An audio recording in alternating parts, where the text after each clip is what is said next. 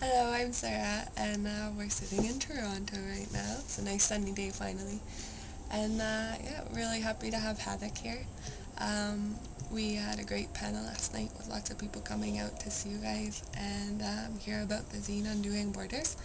One of the conversations we were having last night was at the end. I don't know if the other video is going to be uploaded, but we were talking kind of about the way that um, we see the downloading of border regulation onto people and how people in communities now are starting to police their own communities and do the job of the state. And one of the examples of this in Toronto specifically was that recently we've had immigrant snitch line. So you can phone this line and report people in your neighborhood who you think may be undocumented or without papers to immigration officials in the community.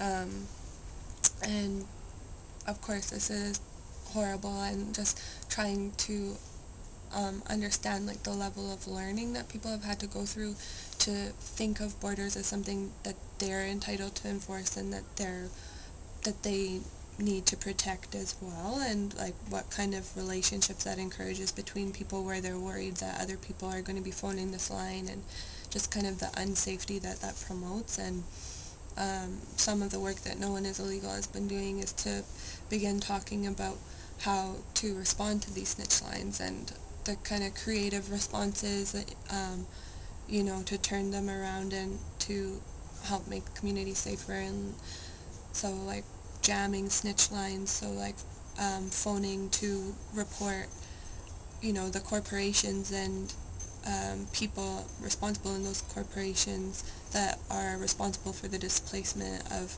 migrants into Canada. So, for example, people would phone the snitch line operated by the government and say things like, oh, I'm phoning to report Barrick Gold because if you didn't know, they're responsible for this mining operation in Peru, which has caused active displacement, and just starting to jam those lines um, with calls about um, actual criminals and people that are actually responsible for crimes that are meaningful, not just for ending up in a place without papers. And so that's kind of some of the what's really been inspiring us, or what's been inspiring me in Toronto, is just like seeing the way that people are creatively thinking about how to deal with some of these horrible programs that are being operated.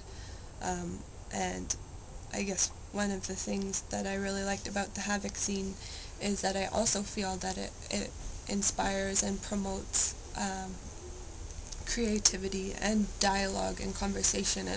And one of the ways that I see it doing that is that the fact that it's a working document, and it's a document that's not finished, and therefore everybody has a chance to contribute to it, and it's meaningful to them because they can think of a way that engages with it, or that they can engage in it. It's not just like a piece of paper that's being presented to them. It's closed, it's finished. What I liked about it was that people could feel like they could take ownership, or not ownership, but part of it, and participate, and that it was like a participatory project, and that involved these lovely, lovely people coming to our town was also a total bonus and very much fun. And yeah, I just think it's really inspiring to see projects like that are inviting dialogue and discussion. And so it was really cool to have this Undoing Borders tour come to Toronto. Um, in terms, I think that is okay.